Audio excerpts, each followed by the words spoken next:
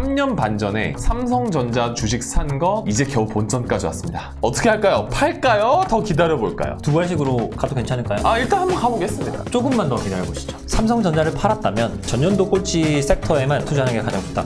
대한민국 사람들이랑 한 번쯤은 사본 적 있다. 삼성전자 이러다 9만 10만 갈 것 같은데 삼성전자를 팔까 말까 궁금해서 투표 올린 결과 10만 전자는 넘길 것 같은 데가 57%, 삼성전자는 이제 끝났다 43%, 이 결과치가 나왔습니다.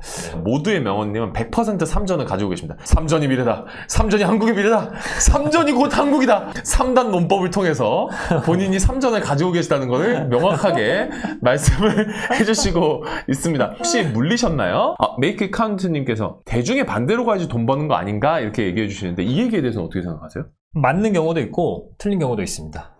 그렇지만 일반적으로는 저는 반대로 가는 게 좋다고 생각합니다. 반대로 가는 게? 네. 대중보다는 반대로 가는 게 낫다. 네. 자, 근데 이제 궁금한 게 삼성전자가 진짜 몇 년간 굉장히 지지부진했었단 말이에요. 코로나 사태가 터지고 나서 그 이후에 잠깐 반짝했다가 계속 지지부진한 상황이었는데 최근 1년 그래프를 보면 우상향하는 그래프를 볼 수 있습니다. 아니, 대표님 삼성전자 갑자기 왜 이렇게 오르는 건가요? 최근 1년 봤을 때 주가 상승률이 20-30% 정도 되는 것 같아요. 아무래도 AI와 관련된 효과 때문에 기대감 많이 생겼고, 그리고 실제로 작년 초까지만 해도 반도체 가격 되게 안 좋았어요. 그래서 삼성전자도 그렇고 하이닉스도 그렇고 실적이 굉장히 안 좋았던 그런 시기를 보냈고, 반도체 가격이 이제 반등을 하면서 실적이 같이 올라오면서 주가도 오른 거죠. 분명한 거는 기업의 주가는 실적을 따라간다. 기사들이 엄청 쏟아져요. 뭐 HBM, 삼성전자가 막 스마트폰 점유율이 애플을 뛰어넘어서 전 세계 1위라는 둥, 삼성전자가 지금 올해 초에 인공지능 스마트폰을 출시해서 갤럭시 AI가 애플의 아이폰을 막 이기고 점유율 1등을 차지하고 있다는 둥, 이런 얘기들이 나오니까 상승세에 더 불을 붙이고 예전부터 삼성을 믿고 있었던 분들은 더 믿게 되고 삼성에 대한 의심을 가지고 있었던 분들은 다시 지지로 좀 바꾸는 시기인 것 같거든요. 그래서 결론적으로 삼성전자를 지금 가지고 계시지 않다면 삼성전자를 살까요? 말까요? 그리고 가지고 있다면 팔까요? 가만히 있을까요? 주식을 어떻게 해야 되나요? 라고 질문을 하면 저는 쉬운 투자를 하세요 라고 하거든요. 삼성전자는 그러면 쉬운 투자인가요? 어떤 주식보다 익숙한 주식이긴 하지만 쉬운 주식은 아니다라고 얘기를 할 수가 있어요. 제가 생각했던 거랑 좀 다르긴 하네요. 그죠? 왜냐면 제일 안정적이고 돈을 잃지 않을 수 있는 주식이 저는 삼성전자라고 생각을 했고, 네. 그래서 삼성전자를 사는 게 되게 쉬운 주식 투자 방법이라고 생각했는데 네. 대표님 생각은 완전 반대네요. 그럼 그 그죠? 이유가 뭐예요? 이 전체가 대한민국 주식시장 전체예요. 그리고 이게 네. 이거 이제 보통 히트맵이라고 하는데 주가가 오르면은 초록색, 떨어지면은 빨간색, 보합인 거는 이런 식으로 회색으로 표시가 되어 있어요. 기업들이 차지하는 그 시가총액 순으로 크기를 이제 만들어 놓은 거예요. 비율로 말씀을 드리면 삼성전자가 한 20% 초반 정도 전체에서 차지하고 있고요. 그리고 하이닉스가 한 5% 정도 차지해서 삼성전자랑 하이닉스를 합치면 한 대충 30% 정도 되거든요. 두 회사의 공통점은 반도체라는 거고, 그 반도체와 관련된 연간 업종들, 기업들을 다 더해보면은 이렇게 될 거예요. 한 요 정도. 그러면은 한 30-40% 정도가 전체 주식시장에서 반도체로 구성이 되어 있다라고 해도 과언은 아니다 라는 거고, 조금 더 극단적으로 얘기를 하면 그런 것들이 주로 어디에 영향을 받냐면 삼성전자에 영향을 받아요. 삼성전자가 좋으면은 그 회사들도 좋은 거고 안 좋으면 안 좋은 거거든요. 근데 반대로 얘기하면 전체 주식시장 코스피도 삼성전자의 영향을 크게 받기 때문에 어떻게 보면 삼성전자를 산다는 건 이 주식시장 전체를 사는 것과 크게 차이가 나진 않아요. 아까 댓글로 그런 말씀하신 분 계시거든요. 그러니까 삼성전자는 대한민국이다 뭐 이런 말씀 하셨잖아요. 그 누구지? 모두의 명언님이셨나? 그 모두의 명언을 하셨어요. 명언이다. 그 명언을 하셨는데 그 말이 틀린 말은 아니거든요. 사실 삼전이 미래인지는 모르겠지만 어쨌든 삼전이 대한민국이다. 이거는 틀린 말은 아니에요. 보시면 그 미국 주식시장 전체 시장 규모가 6,680조 원입니다. 7경이요? 네, 상식적으로 상상하기 어려운 거죠. 그 중에서 애플이 시가총액이 지금 1등이거든요. 2위가 엔비디아. 애플이 4,700조로 6%를 차지하고 있고요. 엔비디아가 3,900조로 5%를 차지하고 있습니다. 그리고 테슬라 분들 많으시잖아요. 네. 테슬람. 네. 네. 그 테슬라가 1000조 정도. 돼요. 1000조. 네, 네. 1000조 정도 돼서 1%를 차지하고 있습니다. 애플, 엔비디아, 테슬라 해서 적어도 15에서 20%는 갖고 있을 거라고 네. 생각했거든요. 네. 근데 진짜 얼마 안 되네요. 그쵸. 이세 우리가 기업이? 주식의 사랑에 빠지면요. 네. 그 전체인 것처럼 보이거든요, 사실. 그러니까. 그 다른 주식들은 잘 안 보여요. 네. 그 심리적인 효과가 좀 있는 것 같아요. 근데 이제 국내 주식시장 보시면 전체 시가총액이 조금 이렇게 보면 좀 약소해 보이긴 한데 2,500조. 그러니까 테슬라 2개 반 정도의 시장이 고요. 2.5 테슬라 정도 되네요. 네. 코스피가. 그러니까 예. 우리 열심히 공부하고 열심히 일해야 돼요. 그래서 그 사이즈를 키워야 됩니다. 우리나라는. 작네요. 네, 조금 의기소침해지는데 어쨌든 삼성전자를 보시면 500조 정도 되거든요. 500조에서 600조 정도 되는데 우리나라 주식시장에서 차지하는 비중을 보면은 23%나 차지하고 있어요. 그러네요. 거의 4분의 1이네요. 네. 하이닉스조차도 6%를 차지하고 있고요. 이 두 개 회사가 30%를 차지하고 있다는 거죠. 전 세계를 호령하는 애플과 엔비디아가 10%를 차지하는데 삼성전자와 하이닉스도 물론 호령을 하긴 하지만 아시아의 호랑이로서 국내 주식시장에 투자를 하게 되면 삼성전자나 하이닉스가 미치는 영향이 너무 크기 때문에 국내 코스피를 투자를 하는 것과 삼성전자를 투자하는 것과 수익률에 아주 큰 차이가 나지 않는다라는 거죠. 고로 삼성을 투자하는 것은 코스피에 투자하는 것과 마찬가지다. 네, 그렇죠. 네. 그래서 삼성전자는 대한민국이다. 이게 틀린 말이. 그래서 굳이 삼성전자에 목 맬 필요는 없다. 그러면 갖고 있는데 어떡하냐? 이름을 가리면 차트가 똑같이 생겼기 때문에 똑같아요. 그래서 그냥 뭐 사셔도 뭐 크게 문제 없다. 관계는 없을 수 있습니다. 제이님께서 질문 하나 주신 게 왜 국내주는 실적 위주로 안 가냐. 모든 국장 하시는 분들의 고민이죠. 왜 그런 거예요? 이 삼성전자 연간 실적 추이 및 전망이라고 돼 있죠. 2024년 아직 안 지나갔잖아요. 네. 그래서 이거는 전망이에요. 근데 누가 전망하냐? 그러니까 보통 전망은 증권사의 애널리스트, 삼성전자를 커버하고 있는 담당 애널리스트가 전망을 합니다.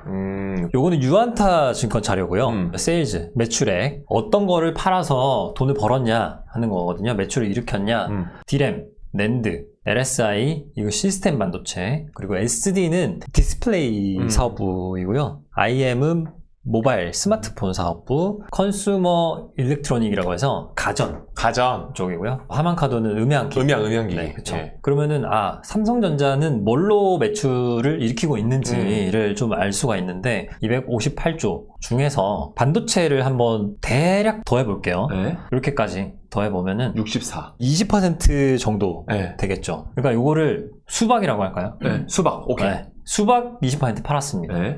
그 다음에 요 디스플레이죠. 30조. 그러니까 한 10% 조금 넘게 팔았는데 한 10% 팔았다고 할게요. 10%? 네. 그 다음에 스마트폰 110조 팔았습니다. 네. 그러니까 한 절반 팔았죠. 그러네요. 그 다음에 요게 가전이죠. 네. 가전이 또 한 20% 팔았네요. 네. 중요한 부분은 주식은 미래를 선반영하는 거 알고 계시죠? 네, 선반영. 선반영은 뭐냐면은 사람들이 생각하는 게 이미 주식시장의 주가에 반영이 돼 있다. 기대감이 이미 반영되어 있는 거죠? 그죠. 네. 기대감이라는 걸 구체적으로 하면은 뭐냐면 요거 기대감이에요. 네. 대충 눈대중으로 보면 되거든요. 네. 2배 넘게 늘어났죠. 그러네요. 2배 넘게 2배 늘었죠. 늘어났네요. 요거가 반도체 중에서는 조금 덜 되네. 네. 파운드리가 이렇게 생각을 해볼 수 있겠고요. 10% 디스플레이가 정도? 10%. 네. 근데 이렇게 쭉 보면 그냥 들쭉날쭉하죠. 네. 이건 별로 의미 없고요. 의미 없구나. 네. 스마트폰 이거 보시면은 늘었다가 줄었다가 늘었다가 쭉 늘고 요것도 아까 기사가 나오긴 했지만 스마트폰 뭐 잘 판다, AI 뭐 폰 한다. 그치만 큰 의미가 없다는 거 아시겠죠? 그 다음에 가전 상식적으로 생각했을 때 큰 의미가 없을 것 같죠. 네, 너무 작아요. 네, 그러면은 중요한 건 뭐냐? 지금 세묶음. 요게 가장 중요하고 요거가 시장에 얼마나 반영이 많이 되어 있는지. 그러니까 사람들이 전망이라는 거는 누구나 할 수 있지만 그 기준이라는 거는 애널리스트가 하는 전망의 평균치거든요. 그 평균치 대비해서 이 주가가 그걸 얼마나 반영을 했냐에 따라서 주가가 더 오르겠다. 아니면은 떨어지겠다를 판단을 하는 거예요.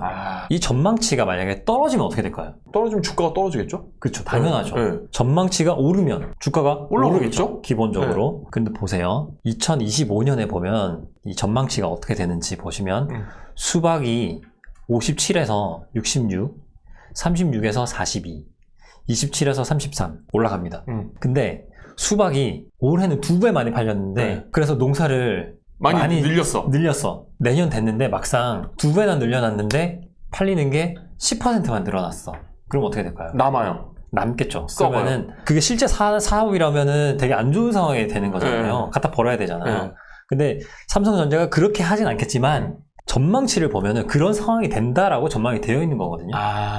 그러니까 나는 삼성전자가 대한민국이야 라고 생각을 하고 장기 투자로 하실 거면 이 이후의 전망에 대한 다른 전망을 하셔야 돼요. 더 나은 전망을 해야지만 내가 삼성전자에 투자를 할 수가 있다라는 거죠. 결국에는 삼성전자라는 과일 가게는 과일을 여러 가지 팔지만 결국에는 수박 전문 과일 가게였고 그 수박이 앞으로 더 잘 팔릴지를 전망하게 된다면 그분들은 사서 갖고 있으면 되고 네, 그렇죠. 내가 생각하기에 이제 수박이 더 이상 안 팔릴 것 같아라고 생각이 들면 파시면 된다는 말씀이신 거죠. 네, 그렇죠. 그러면 이제 주가가 어느 정도 이제 나올 텐데 그러면 이런 표를 봤어요? 그럼 내가 얼마나 어느 가격에 사야 적정한지를 내가 잘 모르잖아요. 사실 개인이 알 수가 없잖아요. 네. 그러면 그렇게 적정 가격을 유추할 수 있는 방법이 또 하나 있을까요? 굉장히 전문가 영역의 내용이거든요. 어려운 내용이 전문 영역의 내용이에요. 진짜 중요한 건 눈에 잘 안 보인다 그랬잖아요. 그 어떤 행간의 의미를 읽어야 되거든요. 그 행간의 의미를 읽기 위해서는 기본적인 개념이나 상황을 알아야 돼요. 선이 2개 있는데 시가총액은 주가라고 생각하시면 돼요. 삼성전자는 한 570조 정도. 그 다음에 PE라고 되어 있는 그래프가 하나 있는데 주가 수익 비율, 우리나라 말로는 주가 수익 비율이라고 하는 건데 기업이 지금 벌고 있는 이익 대비 어느 정도의 프리미엄을 받고 있냐라는 거거든요. 기업 이익 대비 이 주식이 싼가 안 싼가 그 차이인 거죠. 그렇죠. 일반적으로 PER이 10배 정도 수준이면 평균적인 수준이다. 10배. 네, 쉽게. 10배보다 싸면 저렴하네. 근데 높으면 좀 프리미엄을 받고 있네. 비싸네. 네. 근데 이제 싸다는 거는 반대로 얘기하면 뭐냐면 성장 가능성이 좀 부족하다. 그리고 반대로 프리미엄이 있다라는 건 성장 가능성이 높다. 아까 봤던 전망치 같은 것들의 성장률이 높게 나타나 있다라고 보시면 됩니다. 근데 이제 그렇게만 구분되면은 얼마나 쉽겠어요. 그러면 PER이 낮은 거 사서 팔면 되니까. 근데 주식이라는 게 그렇게 단순하게 딱 되는 게 아니거든요. 결론적인 부분부터 말씀을 먼저 드릴 건데 삼성전자의 지금 상황은 반도체 업황이 좋아지고 있는 상황입니다. 네. AI로 촉발된 빅테크 것과 연관이 돼서 반도체 가격이 오르고 있고 그리고 삼성전자도 아까 실적을 보셔서 아시겠지만 매출이 올라가고 있죠. 계속 수박이 잘 팔리고 있는 잘 거 팔리고 있어요. 보셨죠? 네. 수박이 잘 팔렸던 때가 언제냐? 즉 반도체 업황이 좋았던 때가 언제냐? 그렇죠. 그걸 봐야 된다는 거죠? 그죠? 그럼 그게 언제예요? 요때예요. 2016년부터 2017년 중반까지 이때가 지금과 비슷한 상황이에요. 네. 반도체 업황이 좋았던. 그쵸. 자, 그러면은 이때 이 PER이라는 게 어떻게 변했는지를 볼 건데, 자, 보시면은 이게 높이 솟아 있었다가 떨어졌을 거예요. 그리고 주춤주춤 하죠. 주춤주춤 하다가 떨어지죠. 네. 그러면서 주가는 오르죠. 네. 이렇게 벌어지죠. 요거가 한 국면이고요. 요게 네. 1국면. 그 다음에 여기가 2국면이에요. 벌어지는 때가. 네. 그 다음에 주가가 떨어지기 시작하죠. 네. 요게 3국면. 네. 이렇게 나눠서 생각을 해볼게요. 네. 1국면은 뭐냐면 사람들이 뭐라고 생각하냐면은 반도체가 그러니까 수박이 잘 팔릴 것 같은데? 지금 느낌이 와. 네. 아직 잘 팔리고 있진 않아. 근데 잘 팔릴 것 같은데? 라고 생각하는 시기예요. 기대하는 시기군요. 네. 네. 그리고 요 두 번째 시기는 실제로 수박이 팔리고 있어요. 잘 팔리고 있는 시기. 네. 사람들도 야 수박 잘 팔리네 이제 시장에서 앞으로 더 잘 팔리겠는데? 라고 기대를 하는 상황이에요. 그리고 요 이제 피크를 찍잖아요. 내려가죠. 근데 이 PER은 계속 빠지죠. 이때는 뭐냐면 실적은 더 이상 잘 나오진 않는 그런 상황이 된 거예요. 그렇지만 주식을 들고 있는 사람들은 팔아야 되나? 라는 생각이 이제 들면서 주가가 빠지는 그런 상황이 되거든요. 그러면서 이제 이때 실적이 미스난다 라고 표현을 하는데 시장이 기대했던 것보다 실적이 덜 나오게 되는 그런 상황들이 발생하는 때가 와요. 왜냐면 그럴 수밖에 없는 게 반도체도 그렇고 그 우리나라 주식시장은 왜 실적 따라 안 가냐라고 말씀드렸잖아요. 근데 이 3국면에서도 이미 반도체는 실적이 잘 나오고 있거든요. 근데 주가는 계속 빠진단 말이죠. 왜 그러냐면은 우리나라는 전체적으로 아까 보셨듯이 삼성전자가 큰 비중을 차지하고 있고 반도체는 어떤 산업이냐 했을 때 보통 시클리컬한 산업이다라고 하거든요. 시클리컬? 네. 사이클. 사이클 중심이다? 네. 사이클을 탄다. 업다운이 있는 산업이다. 애플 같은 경우는 이게 스마트폰이 팔리다가 안 팔리다가 이게 아니라 그냥 쭉 팔리는 팔리죠. 거예요. 네. 워렌 버핏이 좋아하는 이유가 애플은 스마트폰을 아주 많이 계속 팔진 않아요. 적정한 양을 가격을 계속 올리면서 계속 꾸준히 팔기 때문에 워렌 버핏이 좋아하는 거거든요. 근데 우리나라 산업의 전반의 특성은 이런 사이클을 탄다라는 특성을 갖고 있기 때문에 우리가 지금 어떤 국면에 있냐에 따라서 실적이 좋은데도 주가가 안 오르는 상황이 될 수도 있고 실적이 안 좋은데도 주가가 오르는 상황이 될 수도 있어요. 그럼 지금은 그러면은 어떤 상황일까요? 삼성전자의 실적이 나왔어요. 잘 나왔어요. 주가도 오르고 있죠. 근데 전망치는 더 실적이 잘 나오겠네 라고 생각하는 이 국면에 와 있다. 두 번째 국면에 와 있다라고 보시면 돼요. 그러면은 지금 피크아웃이 온다라는 거는 주로 언제 오냐라고 했을 때 여기 보시면은 실적이 잘 나오면서 PR이 떨어질 때 나오게 돼요. 그러니까 실적이 잘 나온다는 얘기는 반대로 얘기하면 프리미엄이 약해진다는 의미가 될 수 있거든요. 이거 좀 어려운 개념인데 어쨌든 수치적으로는 그래요. 여기 보시면 과거에는 이 PR이 한 7배 정도 됐을 때 피크아웃이 왔어요. 이거는 근데 7배 되면 온다 이렇게 얘기할 수는 없는 거지만 7배가 되면은 주가가 더 이상 오르지 않는 상황이 된다는 거거든요. 상식적으로 제가 아까 10배는 평균이고 10배 밑은 싸다고 말씀드렸잖아요. 우리나라인 기업이 7배야 라고 하면 싼 거거든요 사실. 근데도 주가가 안 올라. 그 왜 그럴까? 나만 싸다고 생각을 하고 나만 계속 주식을 사면 그거는 잘못된 거죠. 그 왜 그러냐면 7배가 됐음에도 주가가 오르지 않는 이유는 이미 시장은 실적 전망치를 알고 있다는 거예요. 더 이상 실적이 더 이상 좋아지지 않을 거라는 사실을 알고 있기 때문에 싸 보인다라고 생각을 하는 거지 싸다고 생각을 하지 않는 거죠. 그러니까 두 가지예요. 이 주식이 싸 보인다고 생각하는지 아니면 실제로 싸다고 생각하는지 그거의 차이인 거죠. 반도체라는 업황은 굉장히 사이클릭한, 즉 사이클이 왔다 갔다 하는 산업이고 결국에 시가총액과 이 PER을 따져봤을 때 시가총액이 쭉 오르면서 매출이 굉장히 많이 올라갔을 때는 프리미엄이 떨어져요. 왜냐? 이건 이미 더 이상 올라갈 데가 없다고 전망을 하기 때문에 아 이거 주가가 떨어지겠구나 라고 생각을 해서 그 다음 시가총액과 프리미엄은 점점 떨어지다가 이제 사이클이 다시 올라갈 것 같다라는 느낌이 들면 다시 한번 사람들이 이거 전망치 보니까 괜찮더라. 다시 한번 사봐야겠다.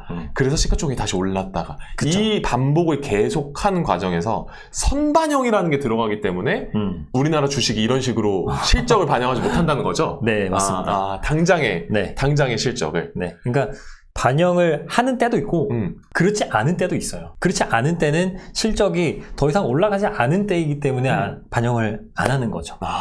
그래서 지금 삼성전자 같은 경우는 PER이 한 10배 정도까지 떨어졌어요. 이게 떨어진 이유는 실적이 잘 나오고 있기 때문에 떨어진 거죠. 그렇죠. 또 반대로 얘기하면 실적이 정말 추가적으로 폭발적으로 좋아질 거냐 했을 때 그 정도는 아니다. 네, 그렇기 때문에 우리나라를 대표하는 기업이 10배 초반이야 라고 해도 추가적으로 더 안 오를 수도 있다라는 거죠. 근데 제가 말씀드리고 싶은 결론은 그래도 7배 정도까지 떨어질 때까지는 주가가 같이 오를 것이다 라고 생각을 기본적으로 합니다. 자, 정리를 해보자면 결론적으로는 프리미엄이 최저치였던 7배 정도까지 떨어진 때까지는 주가가 오를 수는 있다. 하지만 이제 거의 피크점을 향해 도달해가고 있으니 이걸 잘 판단하셔서 미래의 실적 전망치를 잘 판단하셔서 매도할지 살지를 결정하셔야 된다라는 말씀을 해주신 것 같습니다. 그러면 제가 질문 하나 드리고 싶은 게 만약에 지금 삼성전자를 이미 매도를 했어요. 그러면 이 매도를 한 돈을 가지고 지금 이 상황에서는 어떤 선택을 하는 것이 가장 좋은 선택일까요? 삼성전자가 작년에는 쉬운 주식이었어요. 그렇지만 지금은 어려운 주식이에요. 복잡한 주식이 됐군요. 전략을 굉장히 치밀하게 짜야 되는 거죠. 그래서 지금은 제가 생각할 때는 이게 뭐냐면 우리나라 전체 섹터를 나눠서 그걸 14년 6개월간 수익률을 추적한 거예요. 그랬을 때 어떤 섹터가 가장 수익률이 좋았냐, 미국에서 가장 수익률이 좋았던 sek터 기억하시죠? IT죠. 우리나라도 마찬가지로 IT. 그 다음으로는 의료. 의료가 헬스케어. 좋네요. 네. 헬스케어. 네. 그리고 나머지 주식들 보면은 50% 미만이에요. 붙어 있네요. 네, 땅이. 요즘에 이제 국장 되냐? 이런 데이터들이 이미 나와 있기 때문에 그런 얘기들이 나오는 것 같아요. 실제로. 국내 주식을 하지 말아야 되냐라고 했을 때는 꼭 그렇지는 않다라고 제가 말씀을 드리고 싶은 게 지금 14년 6개월 동안 그 수익률을 연평균으로 그러면 몇 %인지를 조사를 한 건데 코스피 전체를 보면 연평균 한 3에서 4% 정도 수익률을 기록을 했습니다. 그러니까 요거는 예금 이자율이랑 비교해서 봤을 때 그냥 차라리 예금 넣고 말지. 이렇게 될 수 있는 거죠. 근데 이게 좀 차이가 나는 부분은 전년도 1위를 했던 섹터에만 제가 아까 말씀드린 계속 투자를 했어요. 달리는 말에 올라타는 전략 첫 번째, 그 다음에 전년도에 꼴찌했던 주식에만 섹터에만 투자하는 전략 두 번째, 위기는 곧 기회다 전략, 역배 전략. 네, 그렇게 두 가지로 나눠서 해봤을 때는 가장 수익률이 높았던 게 꼴찌에 투자하는 게 가장 높았던 거죠. 미국장이랑은 좀 다른 그죠. 양상이네요. 네. 미국 같은 경우는 IT에 그냥 투자하는 게 섹터에 투자하는 게 가장 좋았고, 두 번째는 1등 섹터만 쫓아서 투자하는 게 두 번째로 좋았고, 근데 국내 같은 경우는 꼴찌가 가장 좋다. 전년도 꼴찌가. 네, 전년도 꼴찌 섹터에만 투자하는 게 가장 좋다. 그러니까 올해 꼴찌가 부동산이라고 해요. 그러면은 2025년에는 뭐 할래요? 했을 때 부동산이요. 하는 게 가장 확률이 높다. 그러면 마찬가지로 부동산 개별 주식이 아니라 부동산 섹터 안에 있는 ETF에 투자하는 게 좋은 선택이 될 수 있다. 네.